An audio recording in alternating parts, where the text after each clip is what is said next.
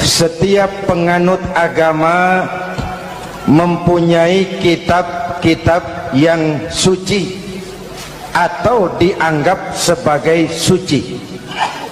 Semua agama. Orang Nasrani punya kitab Injil, orang Yahudi punya kitab Taurat, orang Hindu punya kitab Weda, orang Buddha punya kitab Tripitaka, pengikut Konghucu punya kitab Tao Te Ching, orang Majusi pengikut Zoroaster punya kitab Zen Avesta, orang kebatinan punya kitab Serat Centani, Hidayat Jati atau Darmo Gandul.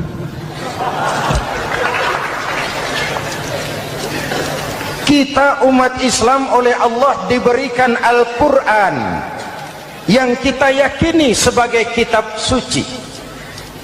Kunaon?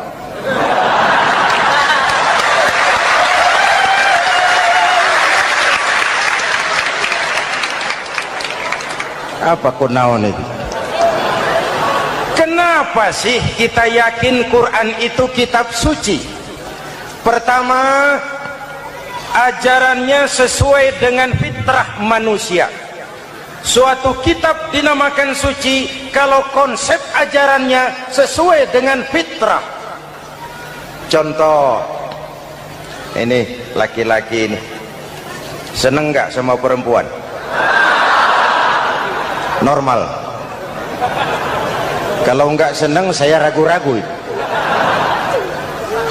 Perempuan seneng nggak sama laki-laki?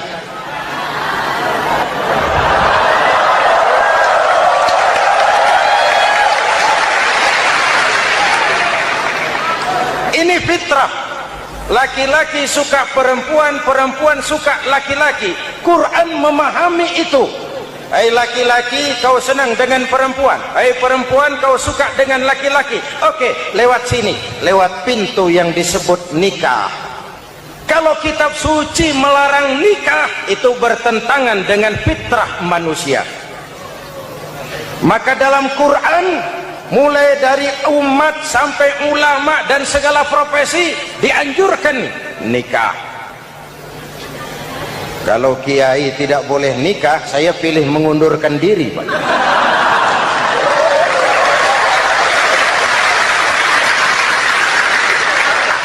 Itu bertentangan dengan fitrah. Lagian mubazir dikasih perabotan nggak dipakai.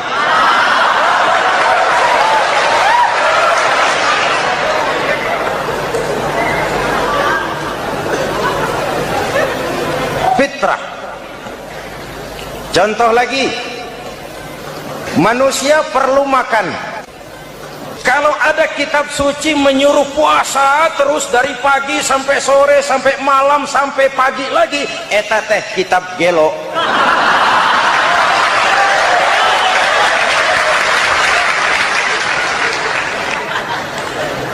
Quran sesuai dengan fitrah. Puasa mulai dari imsak sampai datang waktu maghrib. Puasa ngebleng dari pagi sampai sore sampai malam merusak kesehatan. Malam berpuasa boleh bergaul dengan istri. Kenapa? Fitrah. Kalau siang tidak boleh, malam tidak boleh, sebulan penuh panas kepala.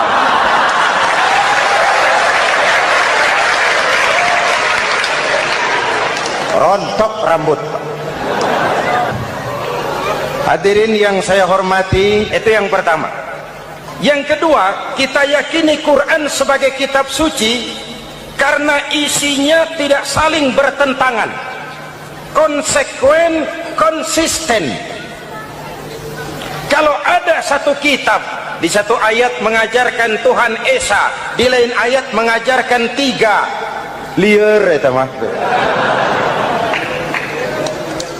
Bagaimana kitab suci isinya paradoks? Bagaimana kitab suci isinya saling bertentangan? Di ayat manapun sekali Quran berkata Allah itu Esa, selamanya Esa. Isinya tidak saling bertentangan. Lalu yang ketiga, kita yakini Quran kitab suci karena dia bersih dari intervensi manusiawi. Sejak turunnya Al-Quran menantang, jikalau kamu ragu terhadap Quran yang kami turunkan kepada hamba kami Muhammad, kamu anggap itu cuma bikinan Muhammad. Kalau Muhammad bisa, kamu tentu bisa. Baik, bikin satu surah semacam Al-Quran. 14 abad yang lalu tantangan ini turun dan sampai malam ini belum terjawabkan. Pak, barangkali tidak ada yang mau coba. Banyak. Antara lain Musailamah Al-Kazzab, dia mencoba membuat menandingi Al-Quran. Dia buat satu surah namanya surah Al-Fil. Bunyinya begini, bikinan Musailamah. Al-Fil, wa mal-fil, wa ma adraka mal-fil, lahu khurtumun tawil, wa lahu zail. Sudah berbentuk syair. Isinya apa? Al-Fil, gajah. Wa mal-fil, apakah gajah itu? Wa ma adraka mal-fil, tahukah kamu apa itu gajah? Lahu khurtumun tawil, dia punya belalai panjang.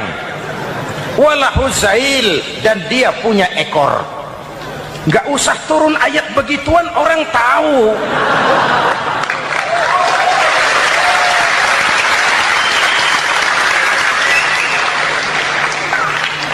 Kalau redaksi mendekati, maka isi jauh panggang dari api. Kitab suci bersih dari campur tangan manusiawi. Maka Al-Quran, ke bahasa apapun dia diterjemahkan, naskah aslinya tetap ikut. Dia boleh diterjemahkan ke bahasa Sunda, bahasa Jawa, bahasa Padang, bahasa Inggris, bahasa Jerman, bahasa Belanda, naskah aslinya tetap ada. Kenapa? Bahasa ke bahasa perbedaannya sering frontal.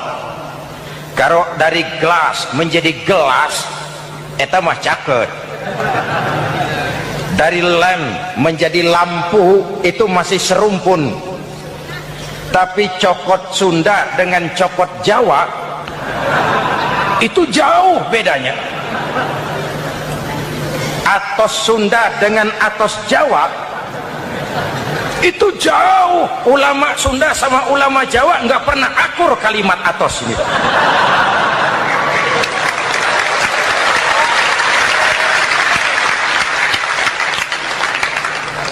Inilah kebenaran janji Allah, inna nahnu nazzalna dzikra wa inna lahu lahafizun. Kami yang turunkan Al-Quran, kami yang akan menjaganya. Ribuan orang hafal Al-Quran. Lalu apa pesan-pesan misi utama Al-Quran? Pertama, menegakkan tauhid. Ini yang lebih dahulu. Membentuk kualitas sumber daya manusia dengan menanamkan nilai-nilai keimanan, membebaskan dari ketergantungan kepada benda. Ya ayyuhan nasu ubudu rabbakumul ladzi khalaqakum. Hai manusia, Tuhanmu yang perlu kau sembah hanyalah Tuhan yang telah menciptakan kamu. Jangan menyembah Tuhan yang tidak pernah menciptakan kamu. Mengapa kau menyembah harta padahal dirimu lebih berharga dari harta? Kenapa kau menyembah pangkat dan jabatan padahal dirimu lebih berharga dari pangkat dan jabatan?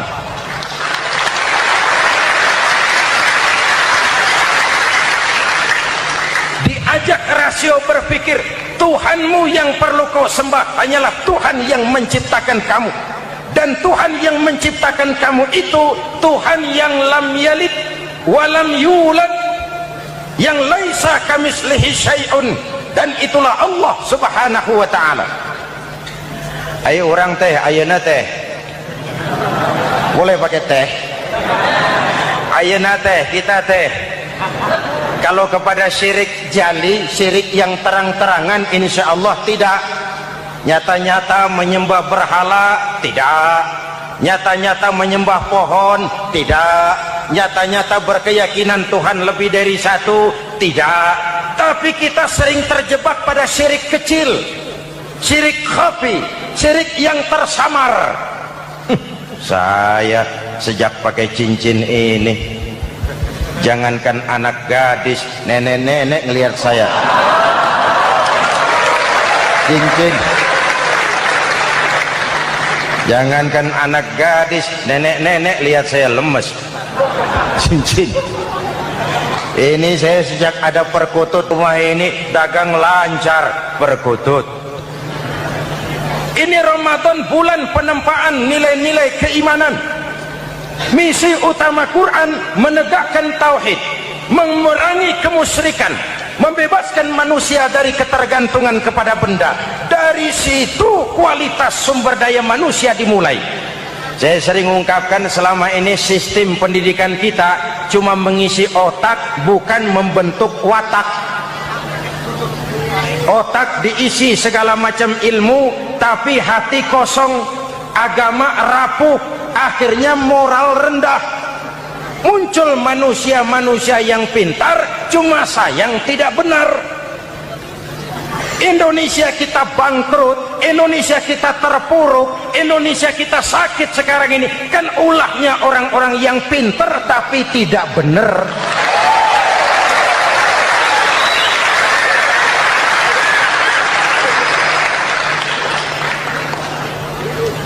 Dan kalau saya bicara kayak begini, ini bukan pidato politik, ini nurani. Politik naon kadut.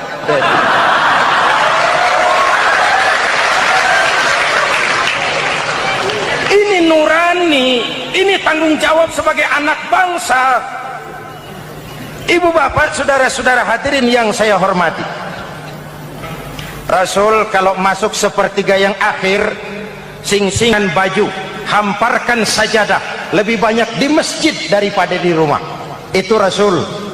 Maka sepertiga yang akhir masjid makin ramai. Lihat Masjidil Haram. Lain dengan kita. Sepertiga yang akhir masjid mulai mengalami kemajuan. Safnya makin maju.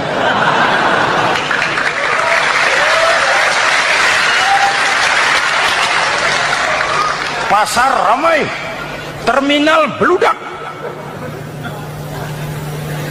Padahal sepertiga yang akhir itu puncak. Padahal di situ nilai tambah. Dan anggap ini Ramadan terakhir yang diberikan Allah kepada kita. Kenapa? Memang tidak ada jaminan tahun depan ketemu Ramadan lagi.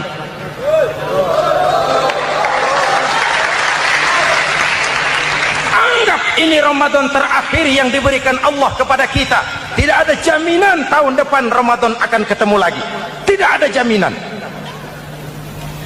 Manfaatkan pelukan pemutihan. Semua kita melakukan introspeksi. Tidak tahu kita Ramadan tahun depan nanti masih ketemu apa tidak. Sebagaimana kita tidak tahu kita masih hidup atau tidak. Hadirin yang saya hormati, misi kedua Al-Quran, persaudaraan, kebersamaan atas dasar keadilan dan kebenaran. Manusia bersuku-suku, ya. Manusia berbangsa-bangsa, memang itu diakui oleh Al-Quran. Min dzakari wa untha wa ja'alnakum syu'uban wa qabaila. Kami ciptakan kamu dari laki-laki dan perempuan. Kami jadikan kamu bersuku-suku dan berbangsa-bangsa. Apa tujuannya? Agar kamu saling mengenal satu dengan yang lain.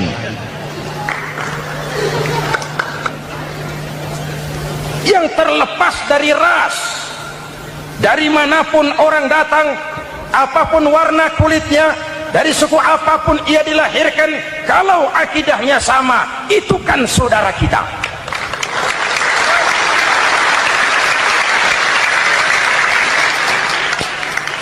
Seperti di masjid, kita tidak peduli dari mana kita datang. Yang datang dari kidul, madhab ngulon mang. Yang datang dari sebelah lor, madhab ngulon mang. Yang datang dari sebelah wetan, madhab kulon mang. Yang datang dari kulon, madhab ngulon. Bukan soal dari mana kau datang, tapi satu arah menghadapmu. Kau mau Betawi, mau Sunda, mau Jawa, mau Padang, mau Aceh, mau Batak, mau Ambon, kita satu nusa, satu bangsa, satu bahasa. Marilah kita jadi lem perekat buat lingkungan kita di saat keutuhan kita sebagai bangsa sedang dalam ujian berat. Semangat kebersamaan atas dasar keadilan. Tidak ada mayoritas menekan minoritas. Umat Islam itu kalau besar, dia mampu melindungi yang kecil. Kalau kecil, dia bisa menjaga diri. Tiap sholat Jumat, khatib berpesan pada akhir khutbah kedua, innallaha ya'muru bil adli wal ihsan, innallaha ya'muru bil adli wal ihsan. Allah memerintahkan kamu menegakkan keadilan dengan argumen, bukan dengan sentimen. Mengajak, bukan mengejek. Merangkul, tidak untuk tujuan memukul. Kalau sebagai bangsa kita utuh, kompak dan bersatu, saya yakin kita akan bisa mengatasi kesulitan-kesulitan sekarang ini.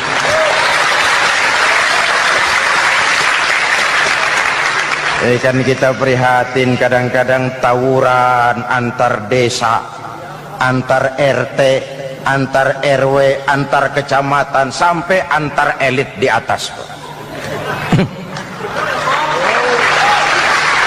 Makanya saya ulang lagi pesan ini, kalau elit di atas tawuran, jadilah penonton yang baik. Saudara-saudara kaum muslimin yang saya cintai, kita prihatin, kita seakan tercabut dari akar budaya kita sebagai bangsa. Kenapa kita yang berfalsafahkan Pancasila, kenapa kita yang berketuhanan yang Maha Esa tiba-tiba jadi beringas dan brutal? Ada maling ayam ketangkap, disiram bensin, dibakar hidup-hidup. Kok kita bisa begitu? Street justice, pengadilan jalanan mulai tegak. Iyalah kita tidak puas dengan kerja aparat kita, tapi jangan main hakim sendiri. Ini negara, bukan hutan.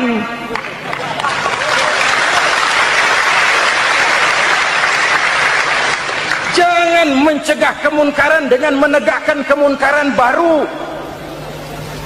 Oleh hal-hal yang sepele yang mestinya kita bisa mencari jalan keluar dengan baik. Ayo luruskan saf, rapatkan barisan, satukan langkah, tautkan hati. Kita satu umat yang satu, diikat oleh Al-Quran. Hanya dengan kebersamaan kita akan mampu menata hari esok yang lebih baik atas dasar keadilan dan kebenaran. Dulu teh Muhammad Toha teriak takbir ngadepi Belanda. Bung Tomo teriak takbir ngadepi Belanda. Ayeuna takbir ngadepi batur sadulur salembur. Nanaonan.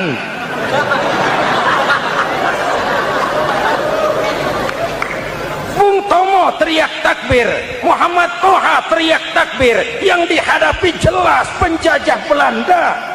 Kita ngadepi saudara sendiri, Allahu Akbar, yang sana teriak Allahu Akbar, setan tepuk tangan di tengah. Yuk kita rukun, yuk kita kompak, yuk kita bersatu, yuk kita pulang, yuk.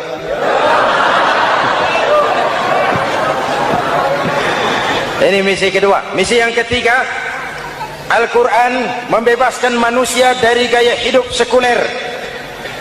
Quran mengingatkan, awas bung, ada hidup sesudah mati, ada akhirat sesudah dunia. Lebih untung orang yang percaya akhirat daripada yang tidak. Paling tidak hidupnya normatif. Contoh, saudara yakin akhirat ada, lalu saudara hidup baik-baik, menjauhi yang munkar, meninggalkan yang haram, saudara sujud, puasa, jihad, lalu saudara mati. Setelah mati ternyata akhirat tidak ada ruginya. Paling kurang kita sudah dicatat sebagai orang baik. Sebaliknya, saudara tidak percaya sama akhirat, lalu hidup seenaknya, judi, mabuk, zina, nipu orang, korupsi, tenggelam dalam kemunkaran, lalu mati. setelah mati ternyata akhirat ada. Baik, kemana anjen? Lebih untung orang yang percaya akhirat ketimbang yang tidak. Hidupnya ada rem. Iya Pak, saya kepengen banyak uang, tapi kalau main judi nanti di akhirat bagaimana? Iya, saya kepengen jadi orang kaya, tapi kalau korupsi, nipu orang, buka peternakan tuyul, nanti di akhirat bagaimana? Gaya hidup yang berkeseimbangan. Ada hidup sesudah mati dan ada akhirat sesudah dunia. Yang keempat, Quran membebaskan manusia dari belenggu kebodohan. Quran ayat yang pertama turun sudah berkata, Iqra, baca, kamu jangan jadi bodoh. Kebodohan menimbulkan kemiskinan, kemiskinan mendekatkan kepada kekufuran. Yang kelima, ini kado buat ibu-ibu, Quran mengangkat harkat, derajat dan martabat kaum wanita. Sebelum Quran turun, sebelum Islam datang, nasib wanita sangat menyedihkan. Dilahirkan hanya untuk melahirkan. Kalaupun berperan, peranannya tidak lebih segitiga. Dapur, sumur, kasur. Kasur, sumur, dapur. Dapur, sumur, kasur. Wanita dilecehkan, sekadar alat pemuas nafsu. Datang Islam, Rasul terenyuh, An-nisa imadul bilad. Wanita adalah tiangnya negara. Jikalau baik wanita, baik negara. Jikalau rusak wanita, hancur negara. Karena wanita, negara jaya. Betul? Karena wanita, negara hancur. Betul? Maka wanita adalah bidadari yang kadang-kadang setan. Kadang-kadang.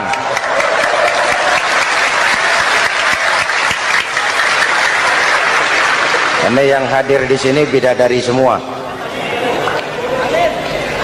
Ibu bapak, saudara-saudara hadirin yang saya hormati. Lalu bagaimana sikap kita terhadap Al-Quran? Quran sendiri menjelaskan, "Tsumma awrasnal kitaba alladzina istafaina min ibadina." Kemudian kami wariskan kitab Al-Quran yang kami pilih buat hamba-hamba kami yang terpilih. Luar biasa. Umatnya umat pilihan, Rasulnya Rasul pilihan, kitabnya pun kitab pilihan. Kami wariskan Al-Quran kepada hamba-hamba kami yang kami pilih. Bagaimana sikap mereka setelah menerima Al-Quran? Terbagi tiga. Pertama, faminhum zalimun linafsihi. Di antara mereka ada yang setelah menerima Al-Quran lalu zalim kepada dirinya sendiri. Diterimanya Al-Quran dengan lidahnya, tapi ditolak dengan perbuatannya. Mulutnya menjunjung Al-Quran, perbuatannya menginjak Al-Quran. Quran bilang ke barat, dia pergi ke timur. Quran bilang ke selatan, dia berangkat ke utara. Quran bilang haram, dia terjang. Quran bilang halal, dia tidak mau. Orang seperti itu tidak zalim kepada Allah, tapi zalim kepada dirinya sendiri. Mudah-mudahan kita yang termasuk golongan ini. Amin. Yang kedua, wa minhum muqtasid. Di antara mereka ada yang menerima Quran 50-50, separuh-separuh. Yang enak dilaksanakan, yang berat ditinggal. Padahal pada sisi lain Quran mengajarkan masuklah ke dalam Islam secara total, kafah, jangan separuh-separuh. Ini watak munafik. Kalau dilihat Islam menguntungkan, rame-rame teriak Islam. Ketika diminta berjihad, diminta berkorban, diminta zakat, rame-rame mengundurkan diri. Saya bangkrut pak, saya miskin pak, saya pailit pak. Mental itu dalam awal-awal Baqarah dijelaskan. Kullama adha'a lahum masyaw fih wa idza adlama alaihim qamu. Kalau terang mereka berangkat, kalau gelap mereka mandek. Itu ciri orang munafik beragama. Kalau Islam menguntungkan, rame-rame teriak Islam. Ketika diminta berjihad, berkorban, berjuang, rame-rame mengundurkan diri. muqtasid. Golongan yang ketiga, ini yang ideal, wa minhum sabiqum bil khairati biiznillah. Di antara mereka ada yang setelah menerima Al-Quran lalu berlomba-lomba mengamalkannya, berlomba-lomba melaksanakannya. Jangan sampai yang baca Quran dengan suara merdu dapat piala, yang mengamalkan Quran dengan konsekuen dapat penjara.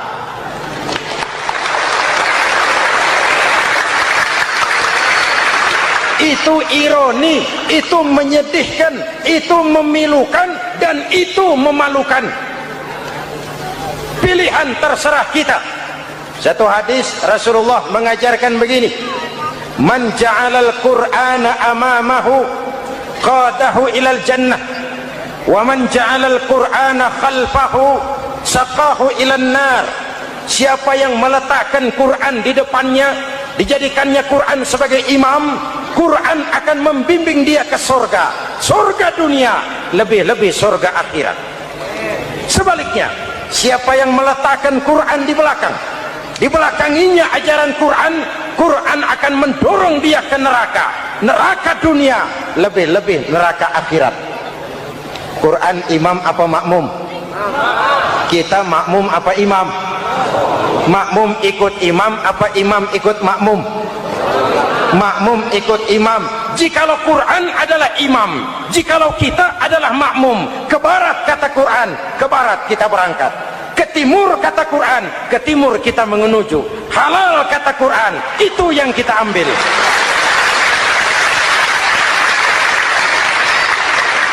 Mari kita jadikan Ramadan sebagai bulan di mana sedikit demi sedikit kita berupaya kembali menjadi generasi yang Qurani. Rasulullah pernah ditanya, kalau Tuhan wafat ya Rasul, kemana kami minta nasihat? Aku tinggalkan kamu dua nasihat, satu yang diam saja, satu yang bisa bicara. Yang bisa bicara apa ya Rasul? Al-Quran. Minta nasihat Quran. Yang diam saja apa ya Rasul? Maut. Dalam hidup ada dua nasihat, nasihat yang bisa bicara Al-Quran, nasihat yang diam saja maut.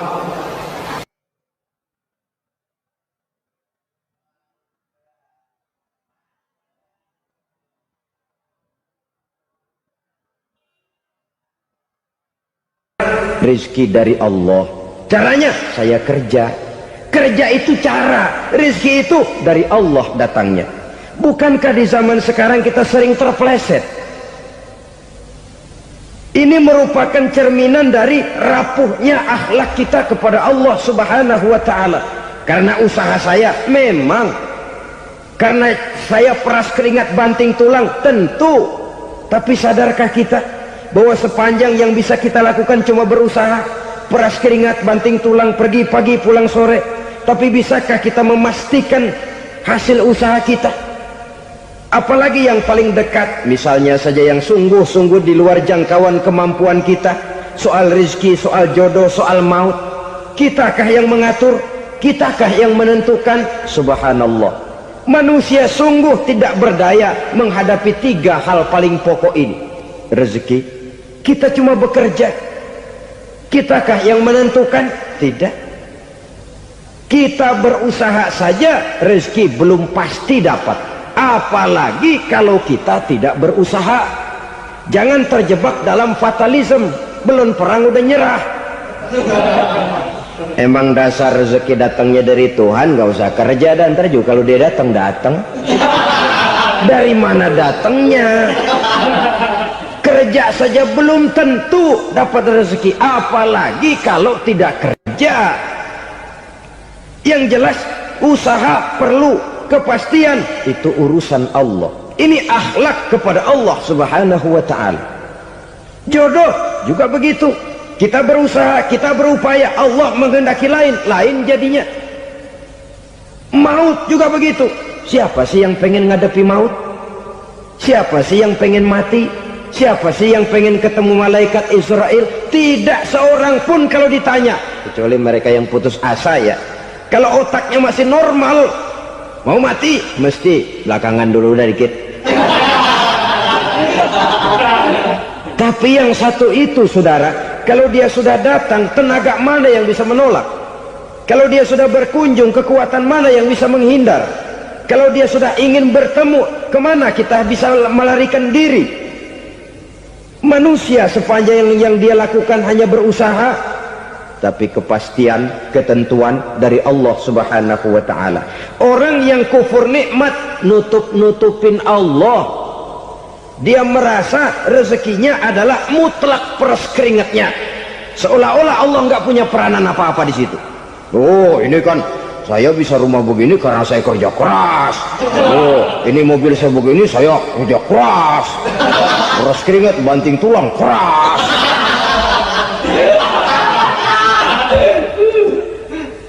Saudara-saudara kaum muslimin rahimahkumullah, jadi menutup-nutupi Allah.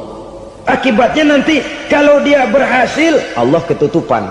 Kalau dia gagal, orang lain dicaci maki, dicari kambing hitam. Yang kambing hitam kan mahal, karena orang sering cari-cari kambing hitam. Jarang orang mau jujur kalau bertemu kesulitan lalu mencari sebab pada dirinya sendiri. Yang paling enak ya nyalain orang. Lo begitu. Orang lain yang paling enak kita salahin. Au ya'malu fi mukhalafatil mun'im, atau dia melakukan sesuatu yang tidak sesuai dengan kehendak yang memberikannya nikmat. Diberikan kita tangan, mulut sih nggak berhenti, terima kasih Tuhan, alhamdulillah saya dikasih tangan. Cuma nih tangan enteng mat nabokin orang mulut. Itu sudah mukhalafatul mun'im, bertentangan dengan kehendak yang memberikan nikmat. Diberikan harta, mulutnya mah basah, terima kasih Tuhan, alhamdulillah dikasih harta, tapi pelitnya minta ampun, kikir, koret, medit. Ini juga termasuk kufur nikmat, mempergunakan suatu nikmat bertentangan dengan kehendak daripada yang memberikan nikmat itu sendiri. Saudara-saudara kaum muslimin rahimakumullah, oleh karenanya kufur iman memang lebih bahaya daripada kufur nikmat. Tapi jangan lupa, kufur nikmat bisa menyeret orang kepada kufur iman. Nah kalau Allah udah dialingin, Tuhan sudah dinomor duain, lama-lama kenapa dia tidak mendewakan dirinya sendiri, mendewakan pangkatnya, mendewa-dewakan otaknya, mendewa-dewakan kemampuannya? Pada awalnya dia memang cuma kufur nikmat, tapi lambat laun kalau ini tidak diobati, secara pasti orang akan mengarah kepada kufur iman. Bisa berbentuk syirik, bisa berbentuk nifak, bisa berbentuk riddah. Saudara-saudara, oleh karena itu menjaga akhlak kepada Allah mutlak penting. Sebab apa? Kita tidak berakhlak kepada manusia saja, kita dikucilkan dari pergaulan. Kalau kita tidak berakhlak kepada Allah, dikucilkan oleh Allah. Hadis qudsi menyatakan, man lam yashkur ala na'mai wa lam yasbir ala balai falyakhruj min tahtis samai falyatlub rabban siwaya. Kata Allah, siapa orang yang tidak mau bersyukur terhadap nikmat yang aku berikan kepadanya dan tidak mau sabar terhadap ujian yang aku berikan kepadanya, falyakhruj min tahtis samai, persilahkan saja keluar dari kolong langitku, waliyatlub rabban siwaya, tolong cari Tuhan lain selain daripada aku. Murka Allah, diusir, cuman gak kedengeran aja. Siapa yang tidak mau syukur terhadap nikmatku, siapa yang tidak mau sabar terhadap ujian yang aku berikan kepadanya, persilahkan keluar dari kolong langitku ini, cari Tuhan lain selain aku. Nah, langit Tuhan yang punya, Tuhan kita lawan, diusir dari kolong langit, mau pindah ke kolong mana?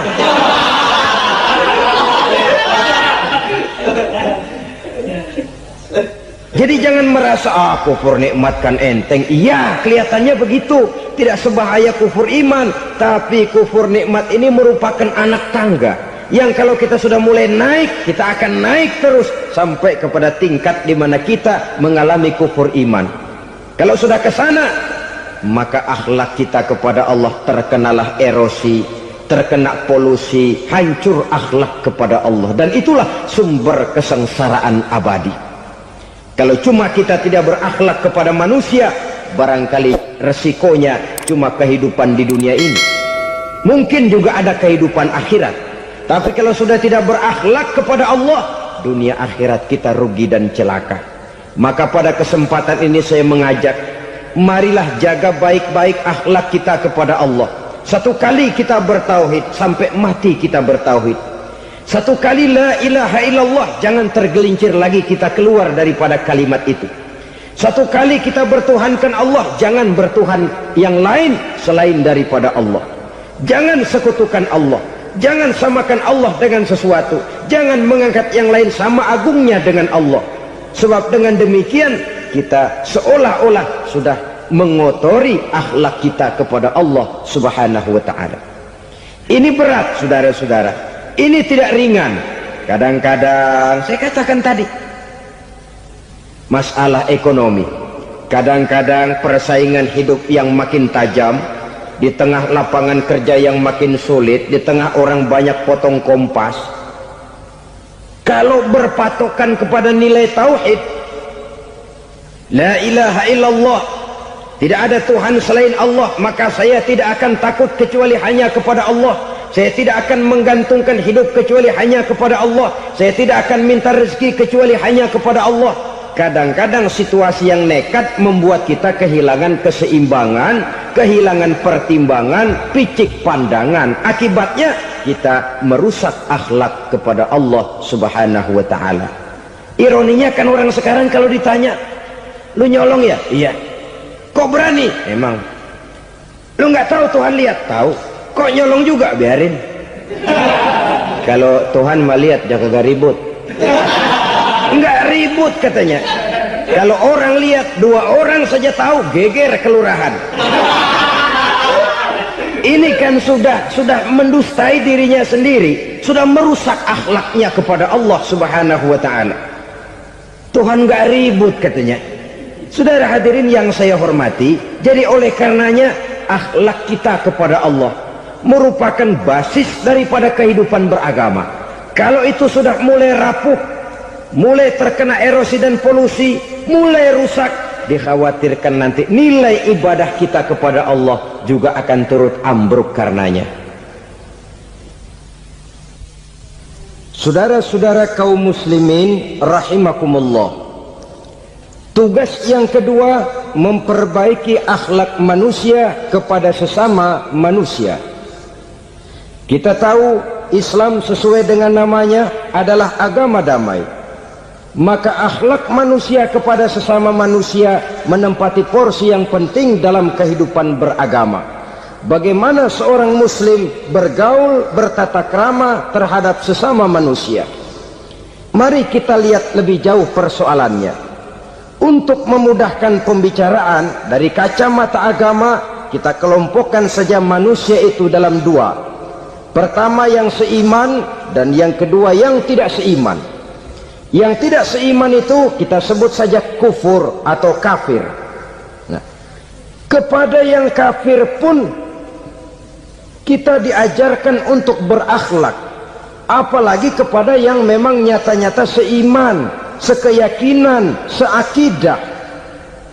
Kemanapun Islam datang, ke negara manapun ia masuk, ia tidak menaburkan kerusakan. Jadi tidak benar kalau orang pernah itu menggambarkan, saking sentimennya seorang orientalis pernah menggambarkan Nabi Muhammad di tangan kirinya Quran, di tangan kanannya pedang, menggambarkan seolah-olah Islam dikembangkan dengan kekerasan. Sebenarnya tidak sama sekali. Kalaupun dalam sejarah perkembangan Islam pernah terjadi perang, maka perang dalam Islam sesungguhnya apabila kita amati sejarahnya bukan untuk memaksakan agama, karena memang agama tidak bisa dipaksakan, tetapi justru untuk mempertahankan agama dari segala macam hambatan, rintangan, hinaan dan fitnahan. Tapi kemanapun yang jelas Islam masuk, dia tidak pernah membuat kekacauan, kerusuhan ataupun penghancuran. Candi Prambanan bahkan dipugar, gereja-gereja tidak ada yang dihancurkan oleh umat Islam. Kenapa? Islam agama damai. soal agama, soal lakum dinukum waliyadin, la ikraha fid din, qad tabayyana ar-rusydu minal ghayy. Tidak ada paksaan dalam beragama, sebab nyata yang benar dengan yang tidak benar. Belum pernah ada orang kafir masuk ke perkampungan orang Islam lalu dikejar-kejar, diteriakin kafir, kafir, sunatin.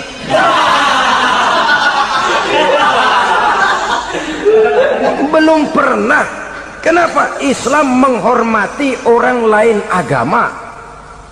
Nah, yang kafir ini macam-macam, saudara. Ada kafir harbi. Nah, ini kafir kerok. Ini kafir yang nyata-nyata memproklamirkan permusuhan kepada umat Islam, nyata-nyata mengganggu ketenangan umat Islam.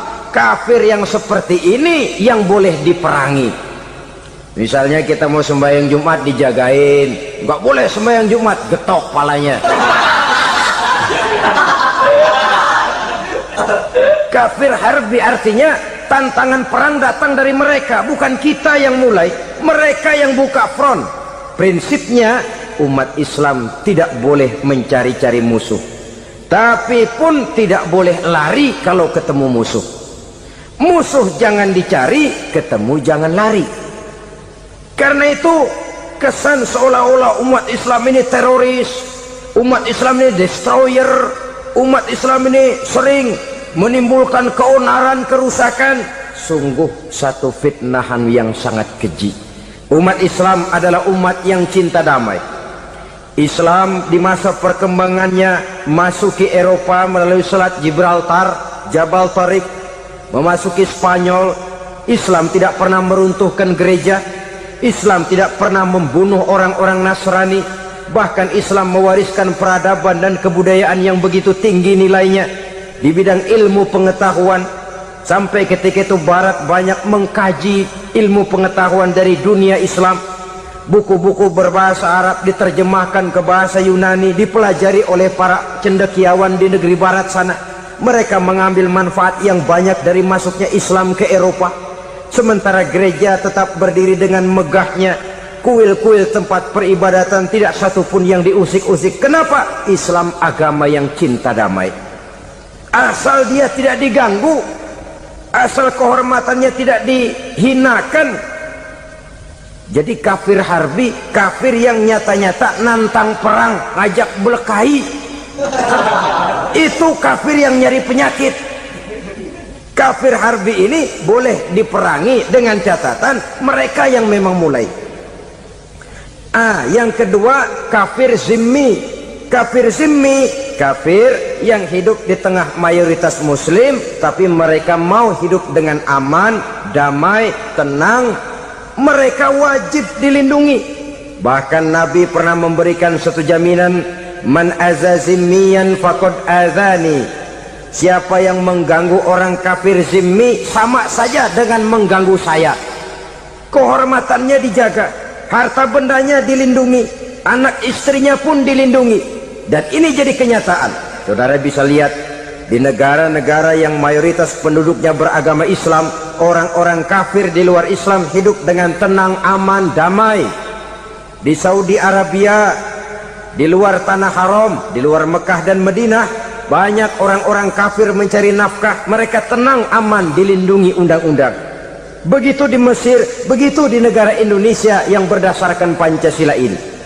Kehidupan beragama menimbulkan gairah, rukun, tenang, aman, damai, sepanjang tidak saling ganggu, tidak saling usik, menghargai orang yang sudah beragama, tidak menjadikan penganut suatu agama sebagai sasaran dari dakwah agama lainnya. Saudara-saudara kaum muslimin rahimakumullah. Jadi memang oleh Al-Quran kita dianjurkan asidda alal kuffar ruhama bainahum. Tegas kepada orang kafir, kasih sayang kepada sesama muslim. Tapi tegas bukanlah berarti marah-marahan, bukan berarti musuh-musuhan, bukan ngajaki perang. Tegas dalam arti punya garis tentang kehidupan beragama, lakum dinukum waliyadin. Soal kehidupan sosial, mari kerjasama. Bangun jalan, ayo rame-rame. Siskamling, mari bebarengan. Bikin puskesmas, mari sama-sama. Tapi kalau sudah soal agama, itu tidak perlu ada toleransi agama. Yang perlu toleransi antar umat beragama. Kalau umatnya mau kerjasama silakan, tapi tidak menyangkut soal ibadah. Jangan kerjasama di bidang ibadah. Itu kerjasama yang salah pasang, saudara-saudara. Sehingga dengan demikian toleransi adalah menyangkut kehidupan antar umat beragama. Sedangkan agama sendiri punya kapling yang nyata. Sehingga dengan demikian tegas kepada orang kafir dalam arti kita punya satu kepribadian, tidak ngambang. Enggak, lalu kalau ditanya orang, sebenarnya agama lu apa sih? Gua mah gimana musimnya aja. Agama pakai musim kayak rambutan. Akhirnya ya begitu, musim-musiman. Ke masjid kelihatan, ke gereja hayo, ke candi nongol, ke apa? Bingung malaikat bagaimana nyatetnya nih bocah ini. Di mana aja ada. Kita punya satu kepribadian. Saya muslim dan garis saya ini, lakum dinukum waliyadin. Bagi Tuhan persilakan agama Tuhan, bagi kami agama kami. Kami hormati Tuhan, Tuhan hormat kepada kami. Tapi soal agama kaplingnya jelas. Kerjasama, mari urusan muamalah, bidang sosial. Yuk kita siskamling sama-sama dengan orang lain agama. Mari jaga kerukunan, kesatuan, persatuan, kekompakan. Perbaiki jalan yang rusak, mari sama-sama. Mendandani jembatan yang runtuh, mari sama-sama. Tapi sembahyang, kaplingnya lain-lain. Sebab Nabi juga dulu pernah ditawarkan begitu loh sama kafir jahiliyah dulu, Quraisy itu. Sudah Muhammad, sekarang begini saja, kita join aja daripada marah-marahan. Hari ini saya oke menyembah Tuhanmu Allah, besok gantian kamu menyembah Tuhan kita Latta, Uzza, Manat dan Hubal. Turun, qul ya ayyuhal kafirun la a'budu ma ta'budun. Soal ibadah kaplingnya jelas, tidak boleh dicampur adukkan. Sebab kalau tidak, kita akan mulai kehilangan identitas diri. Dan disitulah krisis kehidupan keyakinan beragama dimulai, dari krisis identitas. Hujan gede kan mulainya gerimis dulu. Di mana-mana ya gerimis dulu. Gerimis makin lama makin gede. Kita akan mulai dengan kehilangan identitas diri. Dari sana nanti kita malu mengakui keislaman kita. Kalau orang Islam malu mengakui keislamannya, ini kan ironi, menyedihkan. Ngakui Islamnya saja malu, menonjolkan keislamannya malu, tidak ada rasa bangga beragama. Padahal ini modal dasar. Hanyalah dengan rasa bangga beragama kita lalu konsekuen. Bukan bangga yang tidak konsekuen. Wah, pokoknya kan gua kan Islam, agama yang paling benar. Tapi hidupnya sendiri jauh dari tuntunan Islam. Itu bangga yang tidak beralasan, bangga yang tidak perlu dibanggakan sebenarnya. Kebanggaan yang membuat kita konsekuen dan dekat dengan kehidupan beragama. Rizki dari Allah. Caranya saya kerja. Kerja itu cara, rizki itu dari Allah datangnya. Bukankah di zaman sekarang kita sering terpeleset? Ini merupakan cerminan dari rapuhnya akhlak kita kepada Allah Subhanahu wa ta'ala. Karena usaha saya memang, karena saya peras keringat banting tulang, tentu. Tapi sadarkah kita bahwa sepanjang yang bisa kita lakukan cuma berusaha, peras keringat banting tulang, pergi pagi pulang sore? Tapi bisakah kita memastikan hasil usaha kita? Apalagi yang paling dekat, misalnya saja yang sungguh-sungguh di luar jangkauan kemampuan kita, soal rezeki, soal jodoh, soal maut. Kitakah yang mengatur? Kitakah yang menentukan? Subhanallah, manusia sungguh tidak berdaya menghadapi tiga hal paling pokok ini. Rezeki, kita cuma bekerja. Kitakah yang menentukan? Tidak. Kita berusaha saja rezeki belum pasti dapat, apalagi kalau kita tidak berusaha. Jangan terjebak dalam fatalisme, belum perang udah nyerah. Emang dasar rezeki datangnya dari Tuhan, nggak usah kerja, dan ntar juga kalau dia datang. Dari mana datangnya? bekerja saja belum tentu dapat rezeki, apalagi kalau tidak kerja. Yang jelas usaha perlu kepastian, itu urusan Allah. Ini akhlak kepada Allah subhanahu wa ta'ala. Jodoh juga begitu, kita berusaha, kita berupaya, Allah menghendaki lain jadinya. Maut juga begitu, siapa sih yang pengen ngadepi maut? Siapa sih yang pengen mati? Siapa sih yang pengen ketemu malaikat Israel? Tidak seorang pun kalau ditanya, kecuali mereka yang putus asa ya. Kalau otaknya masih normal, mau mati mesti belakangan dulu dah dikit. Tapi yang satu itu saudara, kalau dia sudah datang, tenaga mana yang bisa menolak? Kalau dia sudah berkunjung, kekuatan mana yang bisa menghindar? Kalau dia sudah ingin bertemu, kemana kita bisa melarikan diri? Manusia sepanjang yang dia lakukan hanya berusaha, tapi kepastian, ketentuan dari Allah subhanahu wa ta'ala. Orang yang kufur nikmat, nutupin Allah. Dia merasa rezekinya adalah mutlak peres keringatnya, seolah-olah Allah nggak punya peranan apa-apa di situ. Oh, ini kan saya bisa rumah begini karena saya kerja keras. Oh, ini mobil saya begini saya kerja keras. Peres keringat, banting tulang, keras.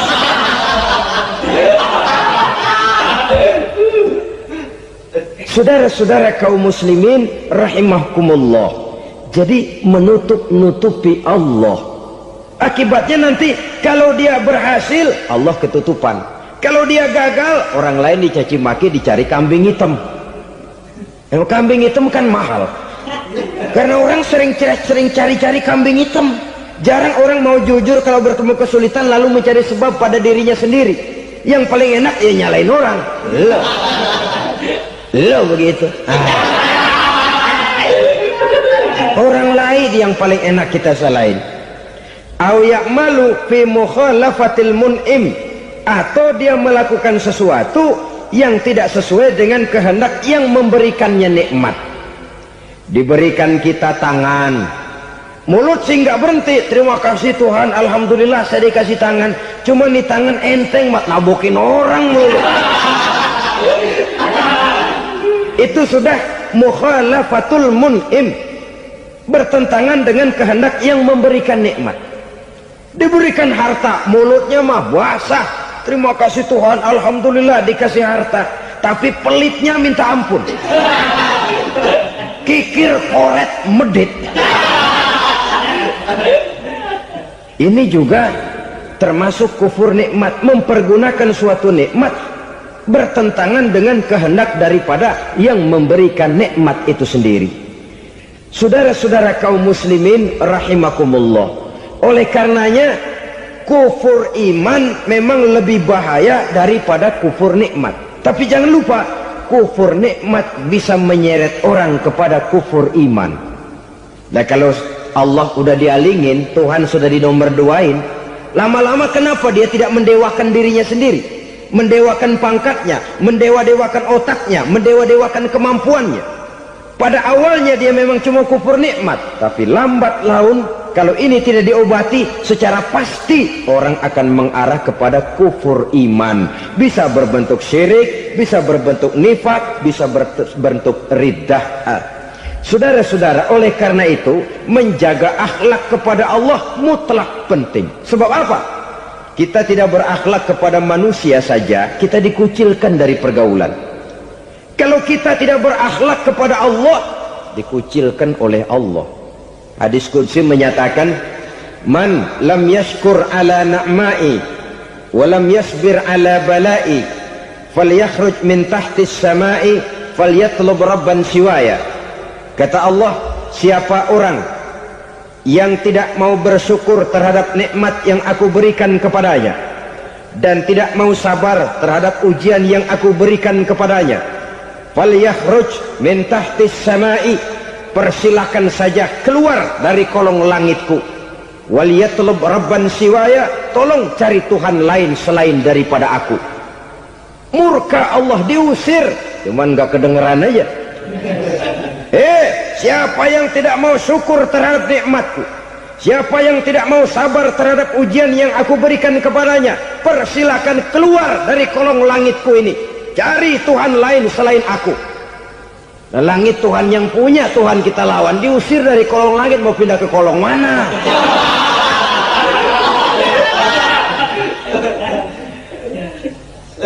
Jadi jangan merasa kufur nikmat kan enteng. Iya, kelihatannya begitu, tidak sebahaya kufur iman. Tapi kufur nikmat ini merupakan anak tangga yang kalau kita sudah mulai naik, kita akan naik terus sampai kepada tingkat di mana kita mengalami kufur iman. Kalau sudah ke sana, maka akhlak kita kepada Allah terkenalah erosi, terkena polusi, hancur akhlak kepada Allah, dan itulah sumber kesengsaraan abadi. Kalau cuma kita tidak berakhlak kepada manusia, barangkali resikonya cuma kehidupan di dunia ini. Mungkin juga ada kehidupan akhirat. Tapi kalau sudah tidak berakhlak kepada Allah, dunia akhirat kita rugi dan celaka. Maka pada kesempatan ini saya mengajak, marilah jaga baik-baik akhlak kita kepada Allah. Satu kali kita bertauhid, sampai mati kita bertauhid. Satu kali la ilaha illallah, jangan tergelincir lagi kita keluar daripada kalimat itu. Satu kali kita bertuhankan Allah, jangan bertuhan yang lain selain daripada Allah. Jangan sekutukan Allah, jangan samakan Allah dengan sesuatu, jangan mengangkat yang lain sama agungnya dengan Allah.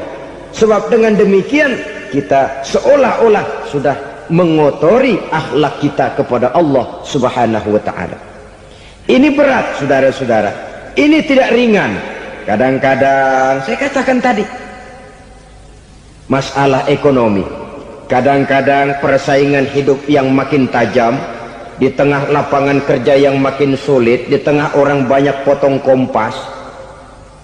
Kalau berpatokan kepada nilai tauhid, la ilaha illallah, tidak ada Tuhan selain Allah, maka saya tidak akan takut kecuali hanya kepada Allah. Saya tidak akan menggantungkan hidup kecuali hanya kepada Allah. Saya tidak akan minta rezeki kecuali hanya kepada Allah. Kadang-kadang situasi yang nekat membuat kita kehilangan keseimbangan, kehilangan pertimbangan, picik pandangan. Akibatnya kita merusak akhlak kepada Allah Subhanahu wa ta'ala. Ironinya kan orang sekarang kalau ditanya, lu nyolong ya? Iya. Kok berani? Emang. Lu nggak tahu Tuhan lihat? Tahu. Kok nyolong juga? Biarin. Kalau Tuhan mah lihat, jangan gak ribut. Enggak ribut katanya. Kalau orang lihat, 2 orang saja tahu, geger kelurahan. Ini kan sudah mendustai dirinya sendiri, sudah merusak akhlaknya kepada Allah Subhanahu wa ta'ala. Tuhan gak ribut katanya. Saudara hadirin yang saya hormati, jadi oleh karenanya akhlak kita kepada Allah merupakan basis daripada kehidupan beragama. Kalau itu sudah mulai rapuh, mulai terkena erosi dan polusi, mulai rusak, dikhawatirkan nanti nilai ibadah kita kepada Allah juga akan turut ambruk karenanya.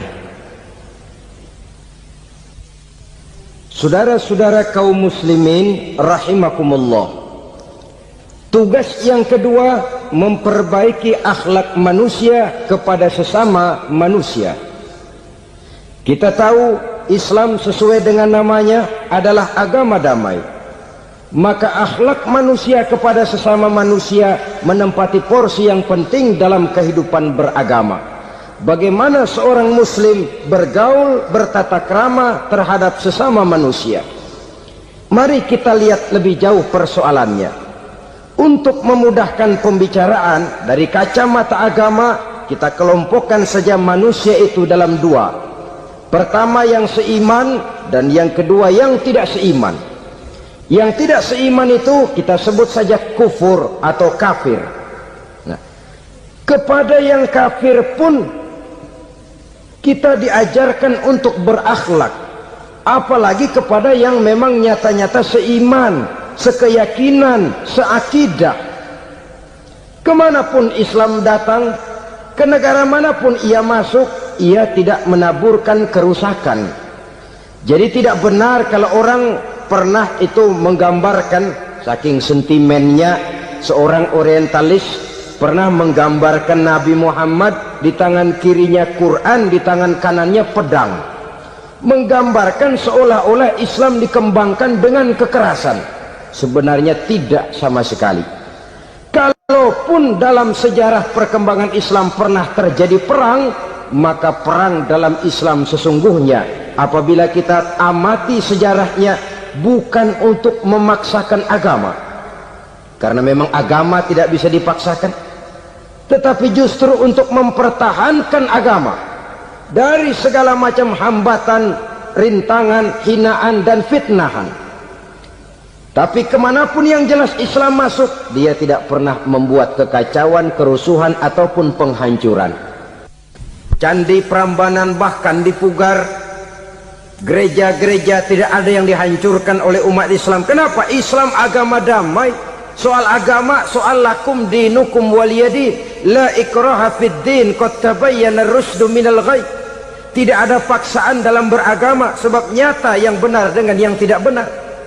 Belum pernah ada orang kafir masuk ke perkampungan orang Islam lalu dikejar-kejar, diteriakin kafir, kafir, sunatin.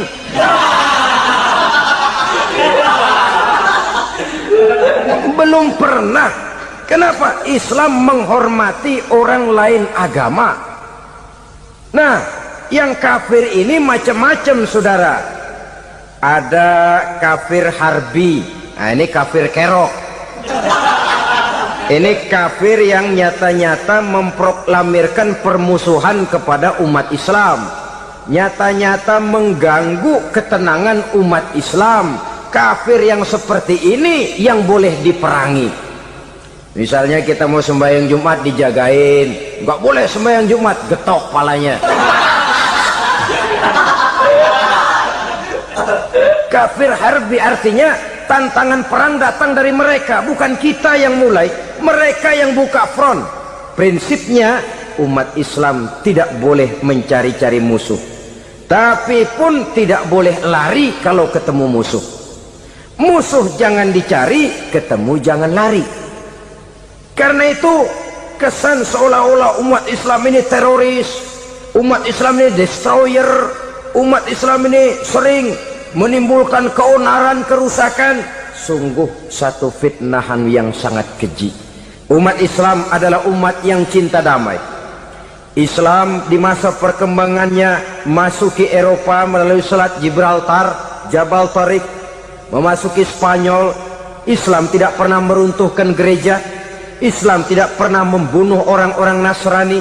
Bahkan Islam mewariskan peradaban dan kebudayaan yang begitu tinggi nilainya di bidang ilmu pengetahuan, sampai ketika itu Barat banyak mengkaji ilmu pengetahuan dari dunia Islam. Buku-buku berbahasa Arab diterjemahkan ke bahasa Yunani, dipelajari oleh para cendekiawan di negeri Barat sana. Mereka mengambil manfaat yang banyak dari masuknya Islam ke Eropa. Sementara gereja tetap berdiri dengan megahnya, kuil-kuil tempat peribadatan tidak satupun yang diusik-usik. Kenapa? Islam agama yang cinta damai. Asal dia tidak diganggu, asal kehormatannya tidak dihinakan. Jadi kafir harbi, kafir yang nyata-nyata nantang perang, ngajak berkelahi, itu kafir yang nyari penyakit. Kafir harbi ini boleh diperangi dengan catatan mereka yang memang mulai. Yang kedua kafir zimmi. Kafir zimmi, kafir yang hidup di tengah mayoritas muslim, tapi mereka mau hidup dengan aman, damai, tenang. Mereka wajib dilindungi. Bahkan Nabi pernah memberikan satu jaminan, man azza zimmiyan faqad azani. Siapa yang mengganggu orang kafir zimmi sama saja dengan mengganggu saya. Kehormatannya dijaga, harta bendanya dilindungi, anak istrinya pun dilindungi. Dan ini jadi kenyataan. Saudara bisa lihat di negara-negara yang mayoritas penduduknya beragama Islam, orang-orang kafir di luar Islam hidup dengan tenang, aman, damai. Di Saudi Arabia, di luar tanah haram, di luar Mekah dan Madinah, banyak orang-orang kafir mencari nafkah. Mereka tenang, aman, dilindungi undang-undang. Begitu di Mesir, begitu di negara Indonesia yang berdasarkan Pancasila ini. Kehidupan beragama menimbulkan gairah, rukun, tenang, aman, damai, sepanjang tidak saling ganggu, tidak saling usik, menghargai orang yang sudah beragama, tidak menjadikan penganut suatu agama sebagai sasaran dari dakwah agama lainnya. Saudara-saudara kaum muslimin rahimakumullah, jadi memang oleh Al-Quran kita dianjurkan asidda alal kuffar ruhama bainahum, tegas kepada orang kafir, kasih sayang kepada sesama muslim. Tapi tegas bukanlah berarti marah-marahan, bukan berarti musuh-musuhan, bukan ngajaki perang. Tegas dalam arti punya garis tentang kehidupan beragama, lakum dinukum waliyadin. Soal kehidupan sosial, mari kerjasama. Bangun jalan, ayo rame-rame. Siskamling, mari bebarengan. Bikin puskesmas, mari sama-sama. Tapi kalau sudah soal agama, itu tidak perlu ada toleransi agama. Yang perlu toleransi antar umat beragama. Kalau umatnya mau kerjasama silakan, tapi tidak menyangkut soal ibadah. Jangan kerjasama di bidang ibadah. Itu kerjasama yang salah pasang, saudara-saudara. Sehingga dengan demikian toleransi adalah menyangkut kehidupan antar umat beragama. Sedangkan agama sendiri punya coupling yang nyata. Sehingga dengan demikian tegas kepada orang kafir dalam arti kita punya satu kepribadian, tidak ngambang. Nggak lalu kalau ditanya orang, sebenarnya agama lu apa sih? Ah, gua mah gimana musimnya aja. Agama pakai musim kayak rambutan. Akhirnya ya begitu, musim-musiman. Ke masjid kelihatan, ke gereja hayo, ke candi nongol, ke apa? Bingung malaikat bagaimana nyatetnya nih bocah ini. Di mana aja ada. Kita punya satu kepribadian. Saya muslim dan garis saya ini, lakum dinukum waliyadin. Bagi Tuhan persilakan agama Tuhan, bagi kami agama kami. Kami hormati Tuhan, Tuhan hormat kepada kami. Tapi soal agama, couplingnya jelas. Kerjasama, mari urusan muamalah, bidang sosial. Yuk kita siskamling sama-sama dengan orang lain agama. Mari jaga kerukunan, kesatuan, persatuan, kekompakan. Perbaiki jalan yang rusak, mari sama-sama. Mendandani jembatan yang runtuh, mari sama-sama. Tapi sembahyang, couplingnya lain-lain. Sebab Nabi juga dulu pernah ditawarkan begitu loh sama kafir jahiliyah dulu, Quraisy itu. Sudah Muhammad, sekarang begini saja, kita join aja daripada marah-marahan. Hari ini saya oke, menyembah Tuhanmu Allah. Besok gantian kamu menyembah Tuhan kita, Latta, Uzza, Manat dan Hubal. Turun, qul ya ayyuhal kafirun la a'budu ma ta'budun. Soal ibadah couplingnya jelas, tidak boleh dicampur adukkan. Sebab kalau tidak, kita akan mulai kehilangan identitas diri. Dan disitulah krisis kehidupan keyakinan beragama dimulai. Dari krisis identitas. Hujan gede kan mulainya gerimis dulu. Di mana-mana ya gerimis dulu. Gerimis makin lama makin gede. Kita akan mulai dengan kehilangan identitas diri. Dari sana nanti kita malu mengakui keislaman kita. Kalau orang Islam malu mengakui keislamannya, ini kan ironi, menyedihkan. Ngakui Islamnya saja malu. Menonjolkan keislamannya malu, tidak ada rasa bangga beragama. Padahal ini modal dasar. Hanyalah dengan rasa bangga beragama kita lalu konsekuen. Bukan bangga yang tidak konsekuen. Wah, pokoknya kan gua kan Islam, agama yang paling benar. Tapi hidupnya sendiri jauh dari tuntunan Islam. Itu bangga yang tidak beralasan, bangga yang tidak perlu dibanggakan sebenarnya. Kebanggaan yang membuat kita konsekuen dan dekat dengan kehidupan beragama. Rizki dari Allah. Caranya saya kerja. Kerja itu cara, rizki itu dari Allah datangnya. Bukankah di zaman sekarang kita sering terpleset? Ini merupakan cerminan dari rapuhnya akhlak kita kepada Allah Subhanahu wa ta'ala. Karena usaha saya memang, karena saya peras keringat banting tulang, tentu. Tapi sadarkah kita bahwa sepanjang yang bisa kita lakukan cuma berusaha, peras keringat banting tulang, pergi pagi pulang sore? Tapi bisakah kita memastikan hasil usaha kita? apalagi yang paling dekat, misalnya saja yang sungguh-sungguh di luar jangkauan kemampuan kita, soal rezeki, soal jodoh, soal maut. Kitakah yang mengatur? Kitakah yang menentukan? Subhanallah, manusia sungguh tidak berdaya menghadapi 3 hal paling pokok ini. Rezeki, kita cuma bekerja. Kitakah yang menentukan? Tidak. Kita berusaha saja rezeki belum pasti dapat, apalagi kalau kita tidak berusaha. Jangan terjebak dalam fatalisme, belum perang udah nyerah. Emang dasar rezeki datangnya dari Tuhan, gak usah kerja, dan ntar juga kalau dia datang. Dari mana datangnya? Kerja saja belum tentu dapat rezeki, apalagi kalau tidak kerja. Yang jelas usaha perlu, kepastian itu urusan Allah. Ini akhlak kepada Allah Subhanahu wa ta'ala. Jodoh juga begitu, kita berusaha, kita berupaya, Allah menghendaki lain jadinya. Maut juga begitu, siapa sih yang pengen ngadepi maut? Siapa sih yang pengen mati? Siapa sih yang pengen ketemu malaikat Israel? Tidak seorang pun kalau ditanya, kecuali mereka yang putus asa ya. Kalau otaknya masih normal, mau mati mesti belakangan dulu udah dikit. Tapi yang satu itu saudara, kalau dia sudah datang, tenaga mana yang bisa menolak? Kalau dia sudah berkunjung, kekuatan mana yang bisa menghindar? Kalau dia sudah ingin bertemu, kemana kita bisa melarikan diri? Manusia sepanjang yang dia lakukan hanya berusaha, tapi kepastian, ketentuan dari Allah Subhanahu wa ta'ala. Orang yang kufur nikmat, nutupin Allah. Dia merasa rezekinya adalah mutlak peras keringatnya, seolah-olah Allah nggak punya peranan apa-apa di situ. Oh, ini kan saya bisa rumah begini karena saya kerja keras. Oh, ini mobil saya begini, saya kerja keras. Peras keringat, banting tulang, keras.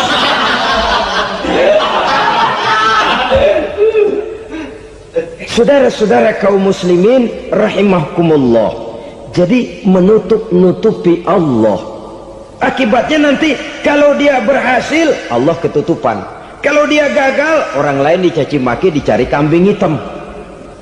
Yang kambing hitam kan mahal, karena orang sering cari-cari kambing hitam.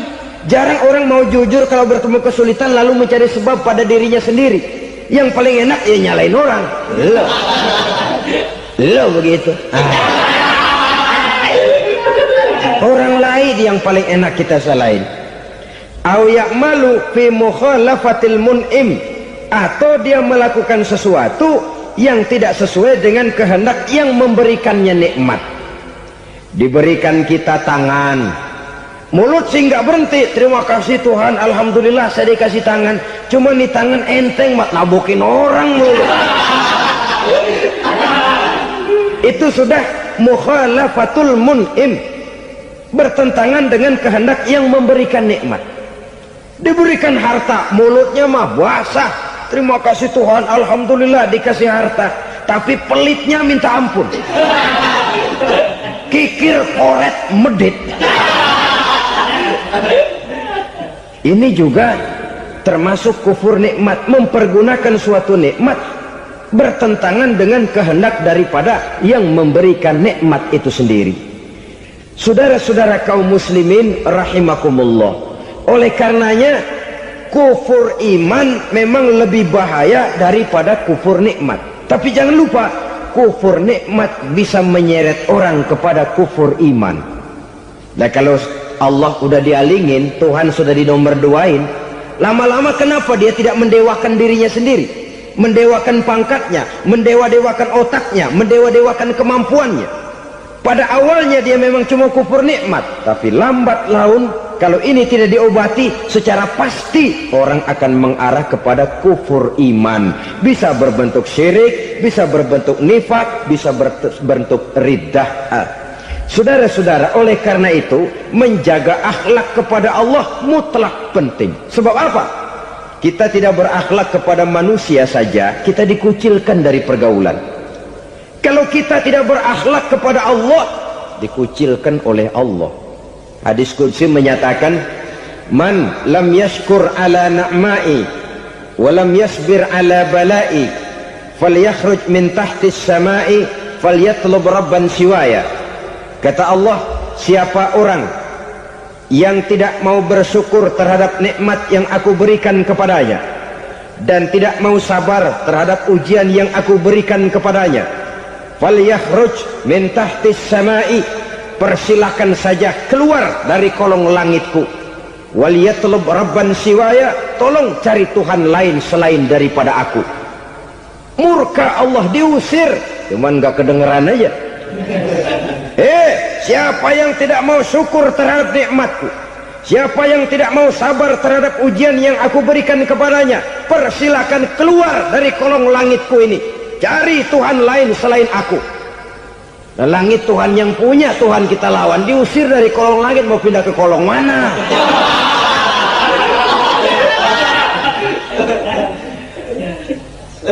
Jadi jangan merasa kufur nikmat kan enteng. Iya, kelihatannya begitu, tidak sebahaya kufur iman. Tapi kufur nikmat ini merupakan anak tangga yang kalau kita sudah mulai naik, kita akan naik terus sampai kepada tingkat di mana kita mengalami kufur iman.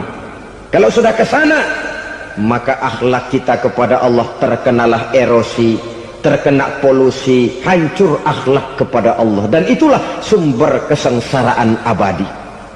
Kalau cuma kita tidak berakhlak kepada manusia, barangkali resikonya cuma kehidupan di dunia ini. Mungkin juga ada kehidupan akhirat. Tapi kalau sudah tidak berakhlak kepada Allah, dunia akhirat kita rugi dan celaka. Maka pada kesempatan ini saya mengajak, marilah jaga baik-baik akhlak kita kepada Allah. Satu kali kita bertauhid, sampai mati kita bertauhid. Satu kali la ilaha illallah, jangan tergelincir lagi kita keluar daripada kalimat itu. Satu kali kita bertuhankan Allah, jangan bertuhan yang lain selain daripada Allah. Jangan sekutukan Allah, jangan samakan Allah dengan sesuatu, jangan mengangkat yang lain sama agungnya dengan Allah. Sebab dengan demikian kita seolah-olah sudah mengotori akhlak kita kepada Allah subhanahu wa ta'ala. Ini berat, saudara-saudara. Ini tidak ringan. Kadang-kadang saya katakan tadi, masalah ekonomi, kadang-kadang persaingan hidup yang makin tajam, di tengah lapangan kerja yang makin sulit, di tengah orang banyak potong kompas. Kalau berpatokan kepada nilai tauhid, la ilaha illallah, tidak ada Tuhan selain Allah, maka saya tidak akan takut kecuali hanya kepada Allah. Saya tidak akan menggantungkan hidup kecuali hanya kepada Allah. Saya tidak akan minta rezeki kecuali hanya kepada Allah. Kadang-kadang situasi yang nekat membuat kita kehilangan keseimbangan, kehilangan pertimbangan, picik pandangan. Akibatnya kita merusak akhlak kepada Allah subhanahu wa ta'ala. Ironinya kan orang sekarang kalau ditanya, lu nyolong ya? Iya. Kok berani? Emang. Lu nggak tahu Tuhan lihat? Tahu. Kok nyolong juga? Biarin. Kalau Tuhan mah lihat, jangan kagak ribut. Enggak ribut katanya. Kalau orang lihat, 2 orang saja tahu, geger kelurahan. Ini kan sudah mendustai dirinya sendiri, sudah merusak akhlaknya kepada Allah subhanahu wa ta'ala. Tuhan enggak ribut katanya. Saudara hadirin yang saya hormati, jadi oleh karenanya akhlak kita kepada Allah merupakan basis daripada kehidupan beragama. Kalau itu sudah mulai rapuh, mulai terkena erosi dan polusi, mulai rusak, dikhawatirkan nanti nilai ibadah kita kepada Allah juga akan turut ambruk karenanya. Saudara-saudara kaum muslimin rahimakumullah, tugas yang kedua, memperbaiki akhlak manusia kepada sesama manusia. Kita tahu Islam sesuai dengan namanya adalah agama damai. Maka akhlak manusia kepada sesama manusia menempati porsi yang penting dalam kehidupan beragama. Bagaimana seorang muslim bergaul, bertata krama terhadap sesama manusia. Mari kita lihat lebih jauh persoalannya. Untuk memudahkan pembicaraan dari kacamata agama, kita kelompokkan saja manusia itu dalam dua. Pertama yang seiman dan yang kedua yang tidak seiman. Yang tidak seiman itu kita sebut saja kufur atau kafir. Nah, kepada yang kafir pun kita diajarkan untuk berakhlak. Apalagi kepada yang memang nyata-nyata seiman, sekeyakinan, seakidah. Kemanapun Islam datang, ke negara manapun ia masuk, ia tidak menaburkan kerusakan. Jadi tidak benar kalau orang pernah itu menggambarkan, saking sentimennya seorang orientalis pernah menggambarkan Nabi Muhammad di tangan kirinya Quran, di tangan kanannya pedang, menggambarkan seolah-olah Islam dikembangkan dengan kekerasan. Sebenarnya tidak sama sekali. Kalaupun dalam sejarah perkembangan Islam pernah terjadi perang, maka perang dalam Islam sesungguhnya apabila kita amati sejarahnya bukan untuk memaksakan agama, karena memang agama tidak bisa dipaksakan, tetapi justru untuk mempertahankan agama dari segala macam hambatan, rintangan, hinaan dan fitnahan. Tapi kemanapun yang jelas Islam masuk, dia tidak pernah membuat kekacauan, kerusuhan ataupun penghancuran. Candi Prambanan bahkan dipugar, gereja-gereja tidak ada yang dihancurkan oleh umat Islam. Kenapa? Islam agama damai. Soal agama, soal lakum dinukum waliyadin, la ikraha fid din, qad tabayyana ar-rusydu minal ghayy. Tidak ada paksaan dalam beragama, sebab nyata yang benar dengan yang tidak benar. Belum pernah ada orang kafir masuk ke perkampungan orang Islam lalu dikejar-kejar, diteriakin kafir, kafir, sunatin.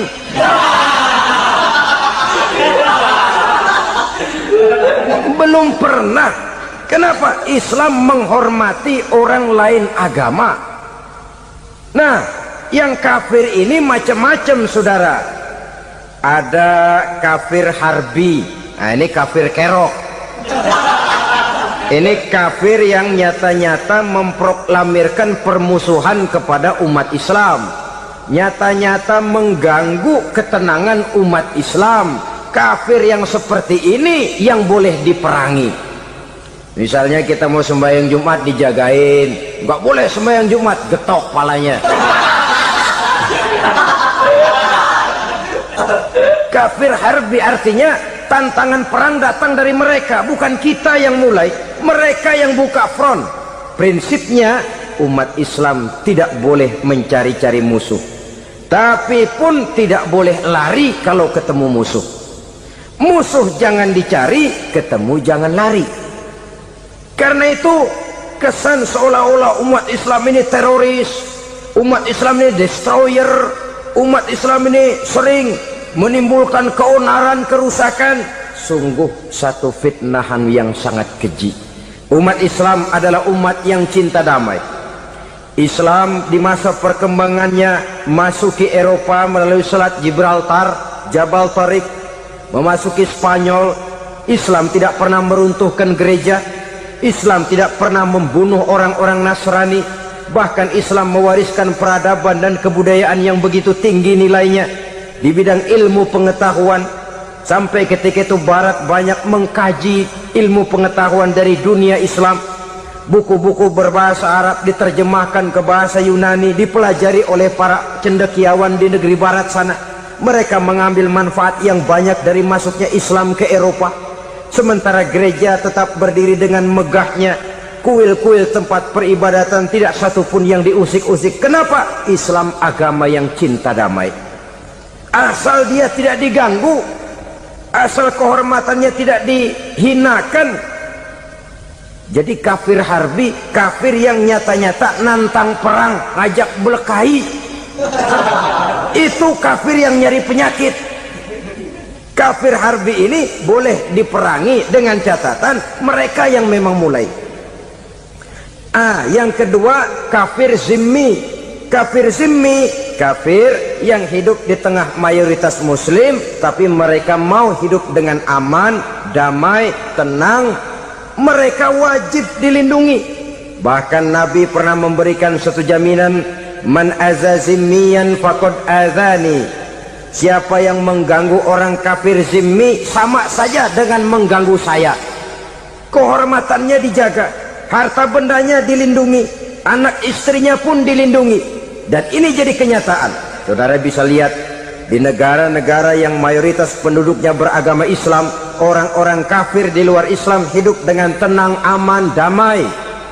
Di Saudi Arabia, di luar tanah haram, di luar Mekah dan Madinah, banyak orang-orang kafir mencari nafkah, mereka tenang, aman, dilindungi undang-undang.